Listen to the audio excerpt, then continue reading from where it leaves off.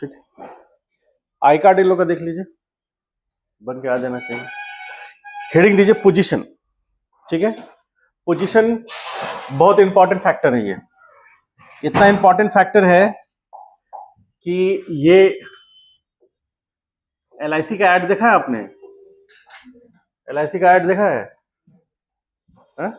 तुम इतना अच्छे से बोल रहे हो, लगता है लिए भी हो LIC क्या है? तो LIC के ऐड में क्या है?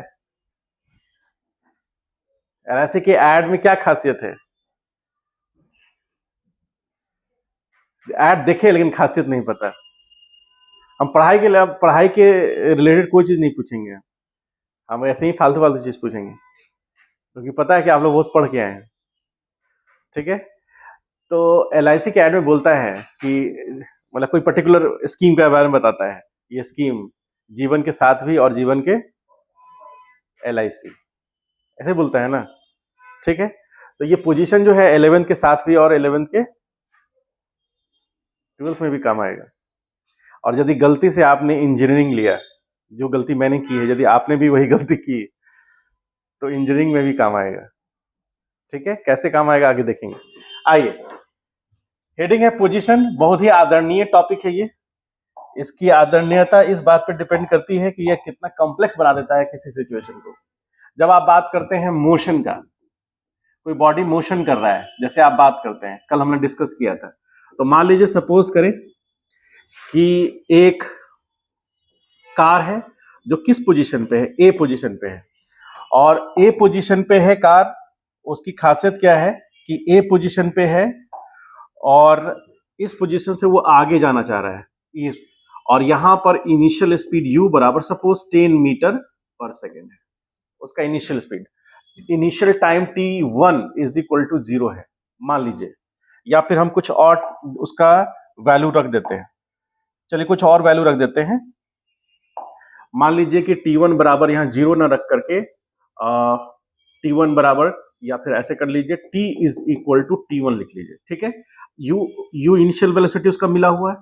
कुछ देर के बाद वो कार इस पोजीशन पे आ जाता है और ये पोजीशन B है, और यहां टाइम t2 बराबर मान लेते हैं, t2 बराबर यहां पर t1 बराबर मान लेते हैं 2 सेकेंड, और यहां t2 बराबर मान लेते हैं 6 सेकेंड।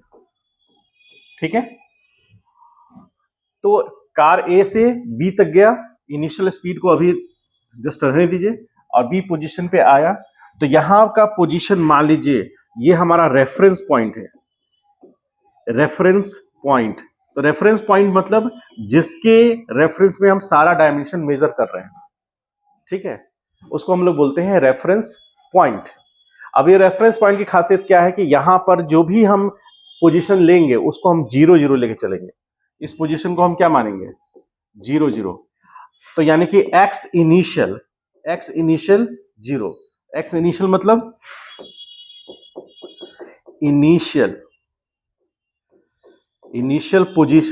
इनिशियल पोजीशन क्या मिलेगा? 0 मिलेगा। Initial position 0। x मतलब पोजीशन बताएगा और i मतलब इनिशियल। x इसलिए ले रहे हैं क्योंकि जितनी बातें हो रही हैं वो किस एक्सिस के अलोंग हो रही हैं? x एक्सिस के अलोंग हो रही हैं। ये साइन कन्वेंशन पता है? आप लोगों में से कितने लोगों को ये साइन कन्वेंशन नहीं पता? सबको पता है? यानी सारे ब्रिलियंट हैं। हाँ, आप लोग मानते हैं कि हम ब्रिलियंट स्टूडेंट हैं? नहीं सर, मानते हैं? देखिए आपका पता नहीं, हम 3 बार फेल किए हैं मैट्रिकुलेशन। चौथी बार में मुझे पता चला अचानक कि नहीं, पढ़ाई अच्छे से करना होता है। आप लोग तो एक ही बार में पता कर लिया, तो आप मेरे से ब्रिलियंट है ना। आने वाले कुछ समय में आपको पता चलेगा कि हाँ, जैसे हम 12th में बोलते हैं, जनरली हम 12th में क्या बोलते हैं कि देखिए आप लोग एक टाइम में फर्स्ट अटेम्प्ट में मैट्रिकुलेशन पास कर लिया, मैंने 3 बार कोशिश किया, चौथे बार में पास किया, तो इंटेलिजेंट कौन हुआ ज्यादा? आप। एक ही बार में पास कर लिया। लेकिन एक 3 बार मैट्रिकुलेशन फेल आदमी की बात आपको समझ में आ जा रही है, तो इंटेलिजेंट कौन हुआ? नहीं समझ में आया? प्रियांशु क्या बात कर ये चलिए ठीक है, देखिए आप, ये x पॉजिटिव होगा और ये x नेगेटिव होगा, ये y यहां पॉजिटिव होगा। इस टेक्नोलॉजी से मैं बहुत ज्यादा परेशान हूं, ये भावनाओं के साथ खेल रहा है। ये पॉजिटिव है और ये नेगेटिव है। चलिए देखिए यहां पर, तो ये कन्वेंशन के अकॉर्डिंग हम लोग किस एक्सिस के लॉन्ग है? X axis. तो initial position, X initial position है, और मान लीजिए कि एक्स ये फाइनल पोजीशन है, और ये फाइनल पोजीशन मान लीजिए 10 मीटर है, कह सकते हैं। तो इनिशियल पोजीशन, फाइनल पोजीशन, तो हम कह सकते हैं पोजीशन मतलब, पोजीशन को हमको डिफाइन करना हो तो हम कैसे डिफाइन कर सकते हैं? पोजीशन को डिफाइन कर सकते हैं, the location of a body or particle. नाम सुने हैं पार्टिकल? सुने हैं? Location of a body or particle with respect to, short में लिखते हैं WRT। समझते हैं सब लोग? ठीक, सब पढ़ के आए हुए हैं। विथ रिस्पेक्ट टू, सिर्फ मन लगा रहे हैं यहां पर। Particle with respect to time, क्या लिखे? Location of a body or particle with respect to time में लिख करके रेफरेंस पॉइंट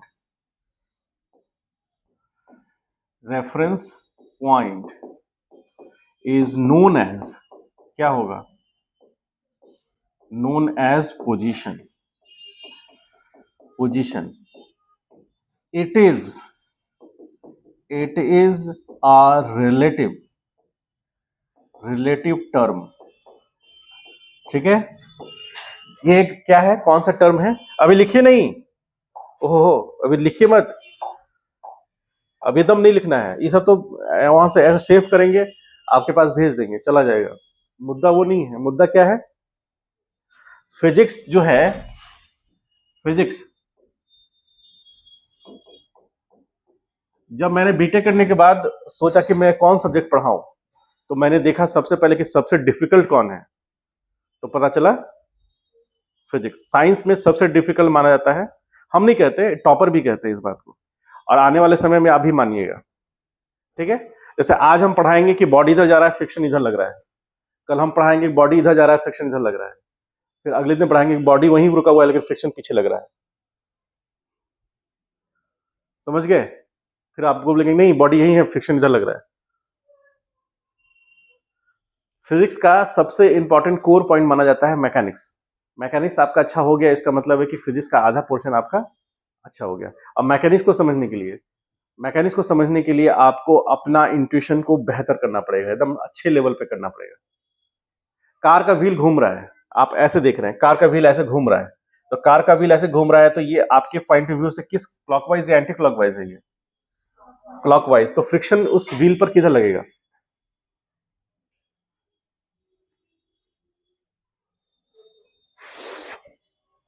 इधर लगेगा कि इधर लगेगा? नेगेटिव एक्स में लगेगा, पॉजिटिव एक्स में लग जाएगा। देखिए कैसे, 2 मिनट। आपने कहा ये व्हील है और ये क्लॉकवाइज टर्न कर रहा है, ग्राउंड सरफेस है, तो ग्राउंड सरफेस पे तो नेगेटिव एक्स में फोर्स लगा रहा है, तो रिलेटिव मोशन किधर उसको अपोज करने के लिए लगेगा? फ्रिक्शन। तो फ्रिक्शन इधर लगेगा, जिस कारण से कार आगे जाएगा। ठीक है, एक्शन रिएक्शन पेयर होता है, आगे पढ़ाएंगे आपको, लॉज ऑफ मोशन में पढ़ाएंगे एक्शन रिएक्शन पेयर, पूरा डिटेल में बताएंगे, लेकिन आपको उसको हजम कर लेना है, आप उसको कवर अप कर लेना है अच्छे से। और यदि आप नहीं कर पाएंगे तो आगे वाले टॉपिक्स में बार बार दिक्कत आएगी।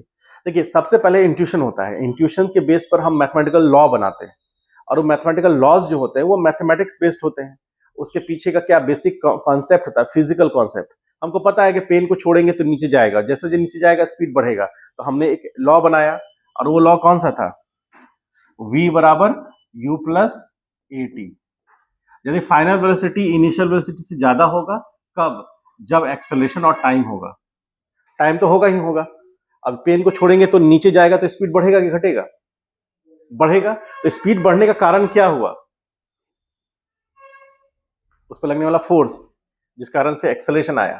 तो हमने ये मैथमेटिकल एक्सप्रेशन बना दिया, और इससे हमने साबित कर दिया कि जितना ज्यादा समय लगेगा स्पीड उतना ही ज्यादा होगा, फाइनल स्पीड उतना ही ज्यादा होगा। समझ पा रहे हैं इस बात को? तो फिजिक्स में इंट्यूशन को बहुत ज्यादा अहमियत देना है।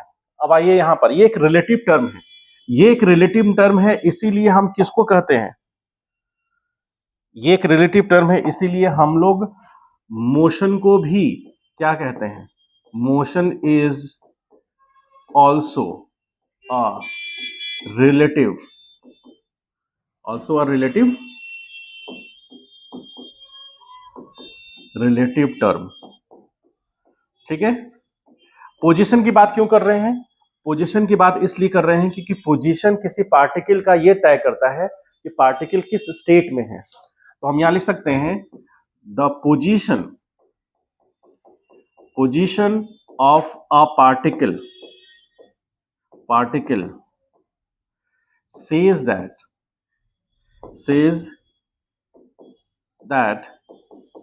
the state says that the state of a particle, किसी पार्टिकल का स्टेट क्या है, स्टेट मतलब कौन से राज्य में वो रहता है।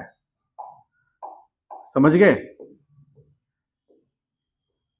इस स्टेट का मतलब समझ रहे हैं, किसी बॉडी का स्थिति, हिंदी में ही उसको बोलते हैं स्थिति, किस स्थिति में है अभी वो, मोशन कर रहा है, रेस्ट पर है, इंक्लाइन प्लेन पर है, कहां है, उस चीज को वो हम कह सकते हैं। अब यहां पर स्टेट की बात हो रही है, तो उस पार्टिकल के स्टेट को रिप्रेजेंट करने के लिए हमें किसकी जरूरत पड़ेगी, पोजीशन। और पोजीशन कैसा टर्म है, रिलेटिव टर्म है, और ये किस पे डिपेंड करता है, रेफरेंस पॉइंट पर। यदि रेफरेंस पॉइंट चेंज कीजिएगा तो पार्टिकल का पोजीशन चेंज कर जाएगा। ठीक है।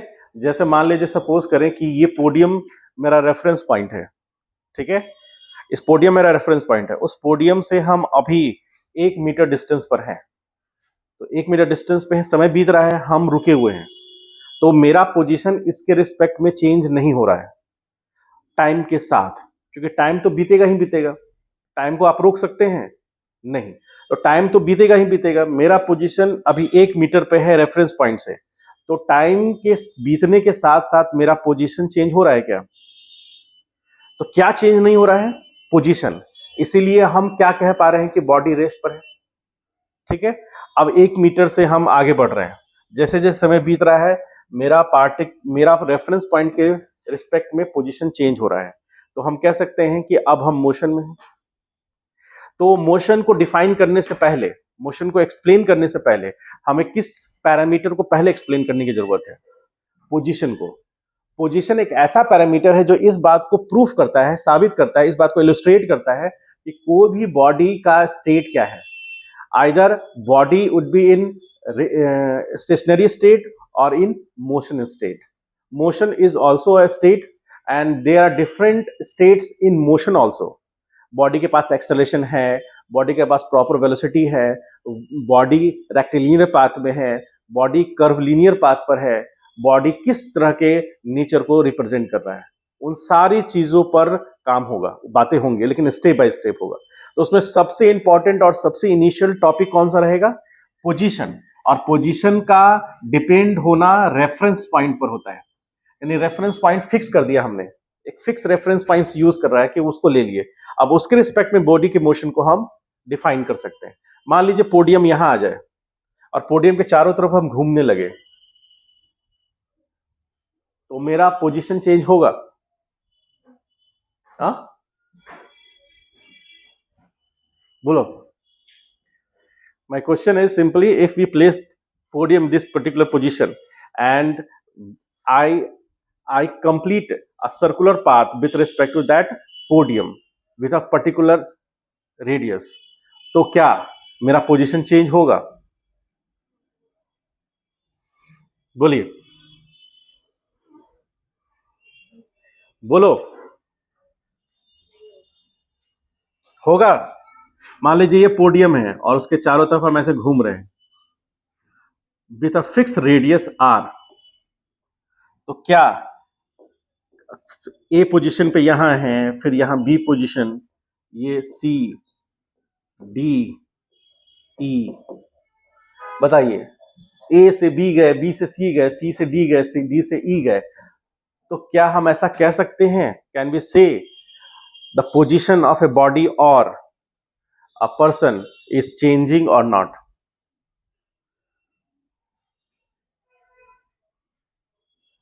बोलो। देखिए, हमेशा इस बात को ध्यान रखिएगा, ये 11th का फिजिक्स है, आसानी से पकड़ में नहीं आएगा। इसके लिए क्या करना है आपको, जो पढ़ाए हैं उसको अच्छे से पढ़ना है, सब कुछ जो लिखाएंगे उसको अच्छे से पढ़ना है।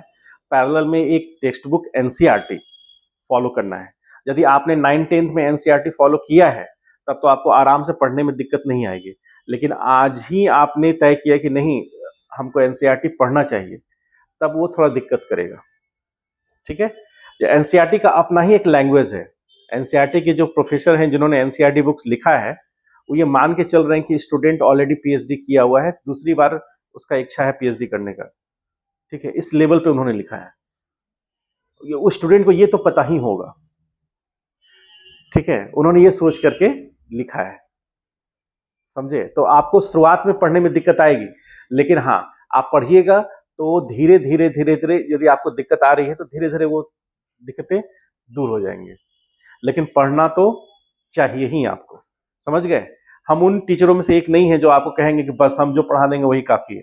ऐसा नहीं है, हम जो पढ़ा देंगे उसको अच्छे से समझने के लिए आपको सेल्फ स्टडी करना पड़ेगा, साथ साथ उसके लिए रेफरेंस बुक भी एक रखना पड़ेगा, ताकि आपका हॉलिस्टिक एक डेवलपमेंट हो सके कि हाँ मैंने फिजिक्स को ऐसे समझा है। अभी तक फिजिक्स को आप समझ में आ रहा होगा तो आपको फिजिक्स में ज्यादातर जो चीजें समझ में आती होंगी कि मोशन कर रहा है कोई बॉडी, या फिर लाइट है, साउंड है, या फिर करंट है, ये सारी चीजें फिजिक्स में आप समझते हैं। लेकिन फिजिक्स में इन सारे टर्म्स को समझने के लिए जो बेसिक फंडामेंटल कॉन्सेप्ट है, अब यहां से शुरू हो गया आपका। क्योंकि अभी सोचिए कि अभी हम आपको वेक्टर पढ़ाएंगे, उसके बाद मैथमेटिकल फिजिक्स पढ़ाएंगे, और तब जाकर के 11th का फिजिक्स स्टार्ट होगा। और वेक्टर और मैथमेटिकल फिजिक्स यदि समझ में आएगा तो 11 के टॉपिक्स समझ में आएंगे, क्योंकि सब उसी को फॉलो करेंगे। ठीक है, आइए, तो यहां पर हम कह सकते हैं ये हमारा रेफरेंस पॉइंट है, और रेफरेंस पॉइंट के रिस्पेक्ट में पार्टिकल का पोजीशन चेंज हो रहा है, जबकि उनका रेफरेंस पॉइंट से दूरी उतना ही है, लेकिन पोजीशन जो है वो सिर्फ सिर्फ उसकी दूरी पर डिपेंड नहीं करता, वो किस पे डिपेंड करता है, रेफरेंस पॉइंट से एक रिलेटिव टर्म पर। रिलेटिव टर्म ये रिप्रेजेंट करता है कि हम किसके रिस्पेक्ट में देख रहे हैं, किसके रिस्पेक्ट में मेजर कर रहे हैं। तो मान लीजिए कि हम इसके रिस्पेक्ट में देख रहे हैं, ये रेफरेंस पॉइंट है, इसके रिस्पेक्ट में इसका पोजीशन यहां है, तो लेंथ तो वही है लेकिन पोजीशन का लोकेशन चेंज हो गया, और जैसे ही लोकेशन चेंज हुआ पोजीशन चेंज हो गया।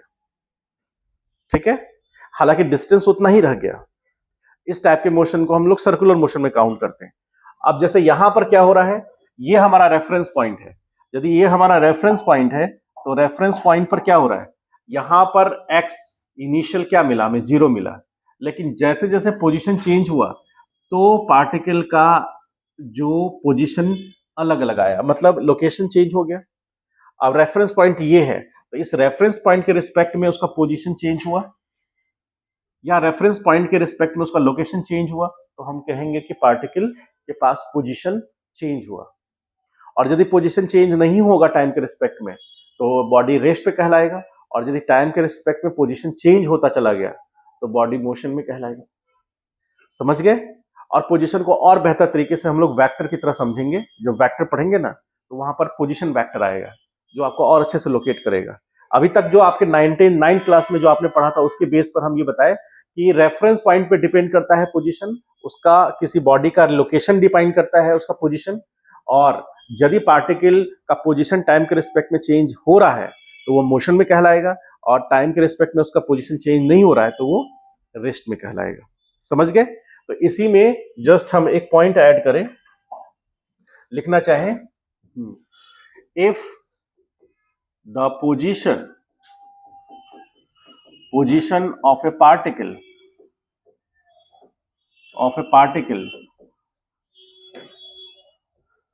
does not change with respect to time, then body is said to be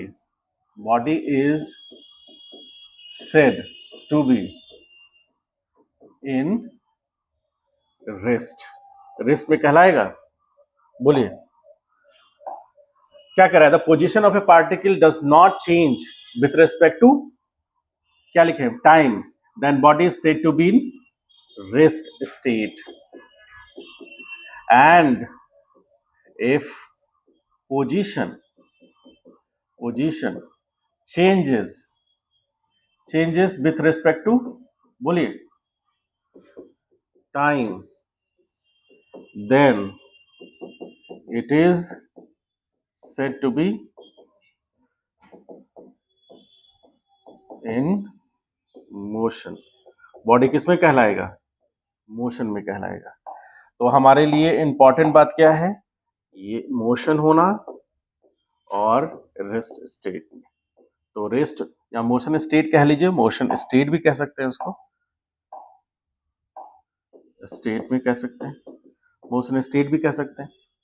ठीक है, तो सबसे इंपॉर्टेंट बात हो गया पोजीशन का। और पोजीशन बेसिकली दो चीज पर डिपेंड करेगा, लोकेशन और रेफरेंस पॉइंट। लोकेशन चेंज होगा रेफरेंस पॉइंट के रिस्पेक्ट में तो वो मोशन में कहलाएगा। समझ गए? आगे बढ़े, लिखने के लिए आराम से समय देंगे आपको, आराम से लिख लीजिएगा। अब टर्म आता है मोशन। तो मोशन में हम क्या देखते हैं? पार्टिकल का पोजीशन चेंज कर रहा है। मान लीजिए पार्टिकल ए पोजीशन पे है, टी इनिशियल बराबर टी नॉट है और ये इनिशियल वेलोसिटी यू है। एक्स इनिशियल बराबर 10 मीटर है और एक्स इस पोजीशन पे कुछ देर के बाद बॉडी आता है, कार ए पोजीशन से चलना स्टार्ट करता है कब? टी बराबर टी नॉट पर, और कुछ देर के बाद वो बी पोजीशन पे आता है और यहाँ जो टाइम हुआ वो मान लीजिए t1 हुआ। तो बी पोजीशन पे उसके पास जो वेलोसिटी है उसको v कह सकते हैं, और यहाँ पर जो पोजीशन होगा दैट पोजीशन फाइनल, और ये मान लीजिए सपोज करें कि 20 मीटर हो रहा है। ठीक है, तो आपसे पूछे कि चेंज इन पोजीशन क्या होगा? चेंज इन पोजीशन यानी पार्टिकल का पोजीशन चेंज हो रहा है कि नहीं? With respect to time change हो रहा है। तो चेंज इन पोजीशन मतलब x final minus x initial होगा। ऐसा जैसे आपके पास 200 रुपए है और उसमें से 80 रुपए खर्च हो गया, तो कितना चेंज बचा? 120। तो हम लोग डे टू लाइफ में बोलते हैं ना कितना चेंज है। चेंज मतलब ट्रांजैक्शंस के बाद जो फाइनल रिजल्ट आ रहा है, नहीं बोलते हैं। हम आम भाषा में ये भी कहते हैं कि तुम्हारे पास तो 500 का नोट है, उसका चेंज है क्या तुम्हारे पास? तो आप चेंज मतलब उसको टुकड़े को बोलते हैं, लेकिन इन जनरल हम लोग, होता क्या है, आपने कुछ, आपके पास सेट ऑफ अमाउंट है, आपने कुछ खर्च किया, फिर उसके पास जो अमाउंट बचा दैट इज चेंज। ठीक है, तो फाइनल माइनस इनिशियल, तो फाइनल कितना है 20, इनिशियल कितना है 10, तो that is 10 metre. Obviously particle का पोजीशन से डील हो रहा है, और पोजीशन किससे डिफाइंड होगा? Unit of position. पोजीशन का यूनिट क्या होना चाहिए आपके पॉइंट ऑफ व्यू से? मीटर, समझे? एम से डिनोट करते हैं। और आपको पता है कि मिलीमीटर बराबर मीटर, कितना मिलीमीटर बराबर 1 मीटर होगा? ऐसा तो आप लोगों को पता ही है, बताइए,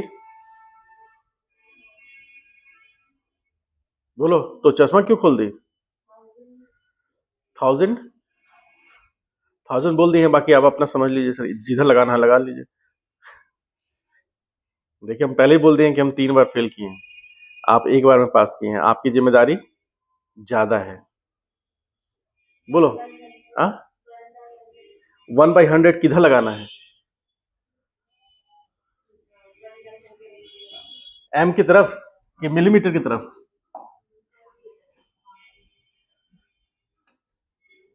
यहां 1/100 कर दें, यानी कि metre by 100 is equal to millimetre. बोलो, तुम लोग अपनी इच्छा व्यक्त कीजिए। प्रियांशु तुम भी बताओ, जो जो जिसके मन में इच्छा है पूरा व्यक्त कीजिए, बताओ। किसी ने तो 1000 बोला था, 1000 बोल के छोड़ दिया कि देख लो मास्टर, समझ लो तुम। 100 मिलीमीटर बराबर, ऐसा कहना है प्रियांशु का कहना है 100 मिलीमीटर बराबर एक, हाँ 1 metre is equal to 1000 millimetre. इसका कंफ्यूजन होने का रीजन क्या लगता है आप लोगों को? प्रैक्टिकल लाइफ में थोड़ा सा आप ध्यान नहीं दिए होंगे, ठीक है। स्केल जो आता है वो जो खास करके वो ये वाला स्केल नहीं, जो इतना जो 10 सेंटीमीटर का होता है वो नहीं, जो ये जो दर्जी लोग रखते हैं मेजरिंग टेप जो है वो, उसमें 1 मीटर का वो जनरली रखते हैं। तो उसमें आपको दिखेगा, आप 1 मीटर उसमें मेंशन किया रहेगा और उसमें 100 सेंटीमीटर्स के लाइंस बनाए जाएंगे और 1 सेंटीमीटर के बीच का गैप भी होगा जो मिलीमीटर को रिप्रेजेंट करेगा। समझ गए? तो यदि उसने कहा कि 1 मीटर बराबर 1000 मिलीमीटर, तो यदि 1 मीटर बराबर कितना सेंटीमीटर लिखना होगा मुझे? 100, ठीक है। और डेसीमीटर वगैरह का उतना यूज नहीं है, यदि इतना को आप अच्छे से ध्यान में है, समझ है, तो आप लिख सकते हैं। और यदि आप इसको अच्छे से लिखना चाहें तो 1 सेंटीमीटर बराबर 10⁻⁻2 मीटर लिख सकते हैं। ऐसा लिख सकते हैं क्या? और यदि यहां पर 1 मिलीमीटर लिखना हो तो 10⁻³ मीटर लिख सकते हैं क्या? बोलिए। इस तरह से भी कर सकते हैं। क्लियर है सबको? ये 10⁻³ मीटर बराबर 1 मिलीमीटर, क्लियर है? इस तरह से भी लिख सकते हैं। इस सब का यूज होगा, हम लोग आगे जाएंगे तो करेंगे यूज, ठीक है। अब आइए आगे बढ़ते हैं हम थोड़ा। यदि एक छोटा सा क्वेश्चन पूछे तो आप जवाब दे सकते हैं। इसी से हमको एक क्वेश्चन आ गया। आज से कई हजार साल पहले एक घटना घटी, ठीक है। धीरे धीरे मेरे बारे में थोड़ा आइडिया लग जाएगा आप लोग को। धीरे धीरे मेरे बारे में आइडिया लग जाएगा। आज से 1000 साल पहले, 1000 साल पहले एक घटना घटी।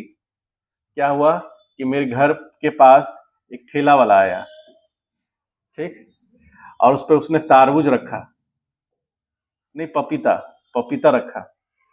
मेरी वाइफ दुनिया की सबसे इंटेलेक्ट और सबसे इंटेलिजेंट पर्सन है वो, मतलब ऐसा उसको लगता है। देखिएगा अभी उसकी जो इंटेलेक्ट लेवल है ना, अभी नजर आएगा।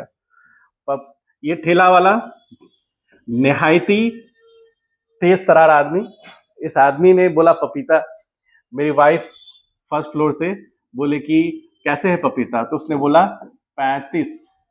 मुझे आज भी वो पल याद है क्योंकि उसमें लॉस मेरा हुआ था।